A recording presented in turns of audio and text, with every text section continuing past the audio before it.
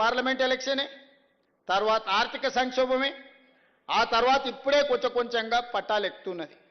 ఇప్పుడు మళ్ళా ఏదైనా అవతల కడుపు మంటతోని అసూయతోనో విషం నింపుకొని ఆలోచనలతోని కొన్ని తప్పుడు మాటలు తప్పుడు ఆలోచనలు చెప్పి అట్లెందుకు చేయరు ఇట్లెందుకు చేయరు, ఇప్పుడు చేయాలి కదా అప్పుడు చేయాలి కదా, 10 ఏళ్ళు చేయలేనోడంట వచ్చి మనకు చెప్తున్నాడు.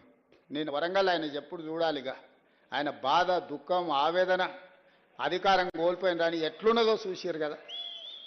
గంత విషం ఉంటుందా 40 ఏళ్ళు అధికారం అనుభవించినోనికి? ఎంత విషం కక్కుతున్నాడు, కడుపు నిండా విషమే, ఇంకో ఆలోచనే లేదు.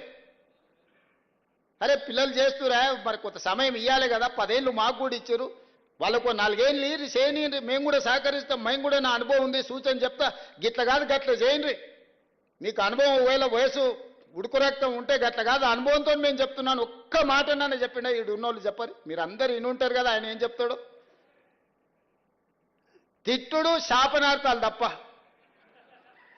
పిల్లి శాపనార్థాలు పెడితే ఉట్టి దిగి కింద పడతా, అది ఉట్టి మీద పాలుంటే పిల్లికి అందవు, ఇక పిల్లి కింద కూర్చొని ఒకటే పైకి తలెత్తి శాపనార్థాలు పెట్టి నా ఉట్టి దిగిపడా ఆ కుండ వలిగిపోను, ఇది ఇట్లా జరగని అది అట్లా జరగని. పిల్లి శాపనార్థాలకు ఉట్టి దిగిపడుతుందా?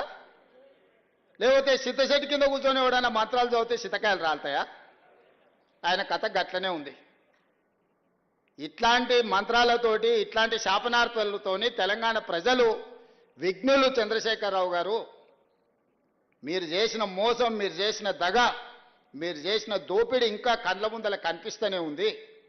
నువ్వు కనిపించినావంటే ఆ గాయం పచ్చిగై మళ్ళీ ప్రజలకు గుర్తొస్తుంది. నువ్వు దాచుకున్నావు, గదే పని చేయి, బయటికి రాకుండా కొంతకాలానికన్నా జనాలు నువ్వు చేసిన పాపాలను మర్చిపోతారు. నువ్వు మళ్ళీ కనిపించినావంటే అన్నీ గుర్తుపడతారు. మేం చెప్తానే ఉన్నాం, అవులో పోరలు ఆ పోరలు ఏందే అట్లిచ్చినావు ఊరి మీద కానీ చెప్పలే అసెంబ్లీలో. ఆయన గదే అన్నాడు ఆడ వేదిక మీద, ఈ పోరగాళ్ళని పిల్లల్ని పంపిస్తేనే వాళ్ళు చెప్పలేకపోతున్నారని. వాళ్ళ పిల్లలు అవల మాటలు మాట్లాడుతున్నారని నేను ఎప్పుడో చెప్పిన. అక్కడికి వచ్చే చదువు నేర్పు. దళితుని ముఖ్యమంత్రిని చేస్తాను మోసం చేస్తూ కనీసం ఆ దళితుని ప్రతిపక్ష నాయకుడినన్నా చెయ్యి.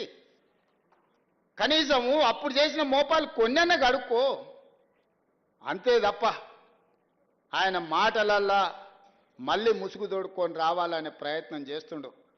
కపట నాటక సూత్రధారి అని వెనకటికి చెప్పారు కదా, కపట నాటక సూత్రధారి మళ్ళీ బయలుదేరిండు. ప్రజలు అప్రమత్తంగా ఉండండి. కార్మిక సోదరులారా, మేడేనా నేను మాటిస్తున్నా, ఏ వెసులుబాటు ఉన్నా ప్రతి రూపాయి మీ సంక్షేమం కోసం, మీ అభివృద్ధి కోసం, మీ పిల్లల చదువుల కోసం ఖర్చు పెట్టే బాధ్యత నాది. నమ్మండి నన్ను, 20 ఏళ్ళు మీకు అండగా నిలబడతా. నమ్ముకున్నోళ్లను కాపాడుకునే బాధ్యత మా ప్రభుత్వం చేస్తుంది. కులగణన చేస్తామన్నాం, చేసినాం. ఎస్సీ వర్గీకరణ చేస్తా అన్నాం, చేసినాం. ఉద్యోగాలు ఇస్తా అన్నాం, ఇచ్చినాం. సన్న బియ్యం ఇచ్చినాం. ఇవాళ ఆడబిడ్డలకు బస్సు ఉచితంగా ఇచ్చినాం. చెయ్యగలిగింది ప్రతిదీ చేస్తున్నాం. ఏదైనా సమస్య ఉంటే మీకే చెప్పుకుంటాం. మీరే మా పెద్దలు, మేము ఒకరి దగ్గరికి వెళ్ళి చెప్పుకునే అవసరం నాకేముందా? మీరందరు కలిస్తే, మీరందరూ మా అండగా నిలబడితే ఆ కుర్చీలో కూర్చున్నా. మా తాతలు ఇచ్చిన ఆస్తి కాదు ఆ కుర్చీ, మీరిచ్చిన కుర్చీ. మీకే చెప్పుకుంటే ఏమన్నా ఉంటే ఎవ్వరు ఏం అనుమానం పెట్టుకోకండి. ఏడికి వెళ్తాడుకొచ్చి కూర్చుంటా, మీ మధ్యలోనే కూర్చుంటా. నాకున్నది ఏంటంటే నా దగ్గర ఏం గుంజుకుంటారు? ఏముంది నా దగ్గర మీరు గుంజుకోనికే? ఏదైనా ఉంటే చెప్పుకుంటారు. చెయ్యాలనే చిత్తశుద్ధి నాకుంది. చేయగలిగింది ఉంటే అక్కడికక్కడనే చేసి వస్తా. అందుకే ఈ ప్రభుత్వం మీది మంచిగా నడుపుకుందాం. వాడో వీడో మన మీద విషపు సూపులతోటి అంటారు కదా, కళ్ళల్లో ఏదో ఉన్నదని, అట్లాంటి కళ్ళల్లో పెట్టుకొని కొంతమంది మన ప్రభుత్వాన్ని దెబ్బతీయాలను, మన ప్రతిష్టను ఇవాళ భంగం కలిగించాలని చూస్తారు. కేంద్ర ప్రభుత్వానికి కూడా తెలంగాణ మోడల్ తప్పలేదు. తెలంగాణ మోడలే ఈరోజు కేంద్ర ప్రభుత్వం తీసుకోవాల్సి వచ్చింది. తెలంగాణని ఈ దేశానికి రోల్ మోడల్ అని చెప్పి నేను చెప్పదలుచుకున్నా. అందులో మీరే భాగస్వామి. రేపు వచ్చే మన గిగ్ వర్కర్స్ పాలసీ